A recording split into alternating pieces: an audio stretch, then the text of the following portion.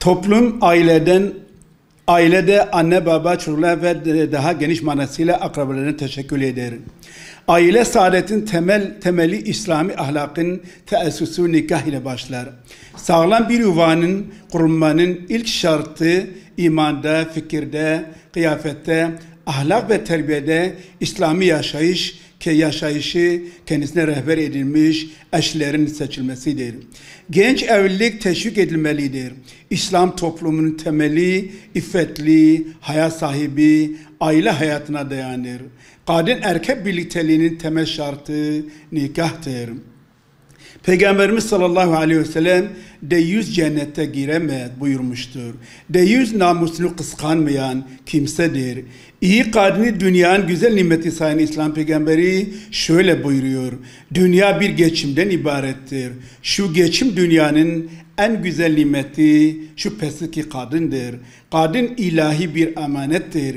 İslam dini demir bir yüzüğü bile mehir olabileceğini kabul etmiştir. Rabbimiz Kur'an-ı Kerim'de mealen şöyle buyuruyor. İçinizden bekarlar ve kölelerinizden, cariyelerinizden salih, mümin olanları evlendirin. Bugün İslam coğrafyasında başlık parası erkek tarafına yıkılan kötü bir gelenektir. Aşırı derecede çeyiz adı altında alınan yatak odaları, koltuk takımları, beyaz eşyalar, kiralanan düğün salonları, fazla altın alımları, aşırı israflar gençlerin evlenmelerine engel teşkil ederken gençlerin yuva kurmalarını zorlaştırıyor. Toplumumuzda binlerce gencimizin maddi durum yetersizliği ve altın fiyatlarının yüksek olması sebebiyle ziynet eşyası alma ve evlenme imkanı bulunmamaktadır. Evlilikler her geçen gün azalırken boşanmalar hızla artmaktadır. Ülkemizde evlilik yaşı 28 yaş olarak yaşa yükselmiştir.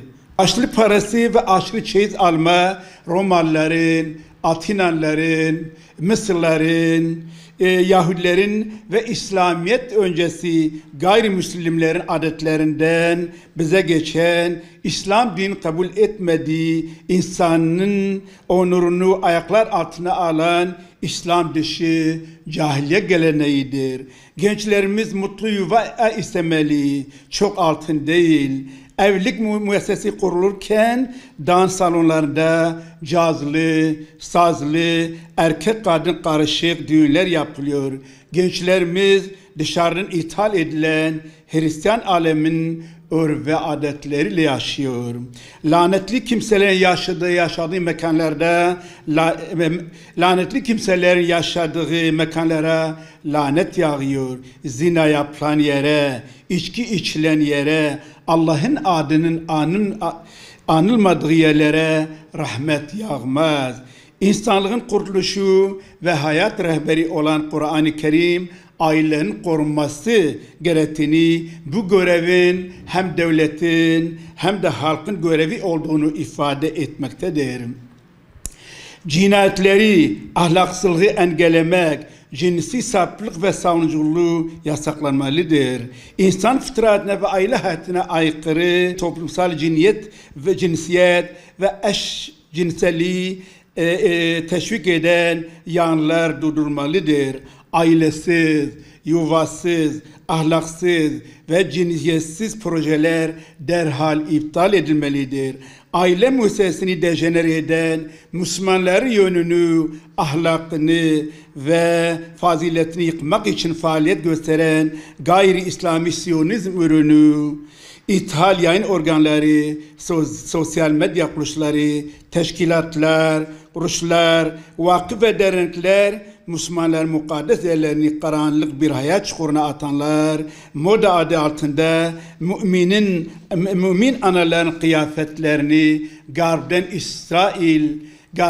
İsrail ve Avrupa'dan idare etmek isteyen Allah'ın düşmanlara karşı cihad etmek bütün Müslümanların ortak görevidir. 21. asrın firavunları bütün vasıtalarıyla Allah'ın dini ile savaşıyorlar. Onlar Müslümanları, Müslüman gençleri İslam'dan, Kur'an'dan uzaklaştırmak adına medyalarıyla, plajlarıyla, balaylarıyla, TV programlarıyla, kanun ve sistemleriyle saptırmak için uğraşırken gaddar ve merhametsiz elleri sıkı zalim zenginler gaflet uykusundan uyanmalıdırlar.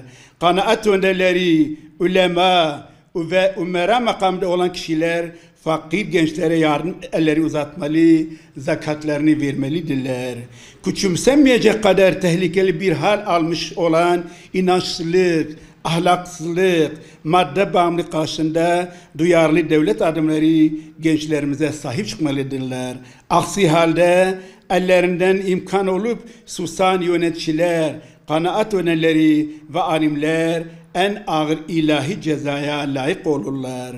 Toplumsal bir sorun haline gelen başlık parası, fazla altın ve aşırı çeyiz gibi hassas konulara başta yöneticilerimiz olmak üzere kanaat önderleri, STK'ler ve ilim erbabı şahsiyetlerin gençlerimize sahip çıkmalarını ve el birliği ile bu kötü örf ve adetleri kalacaklarını temenni ediyorum.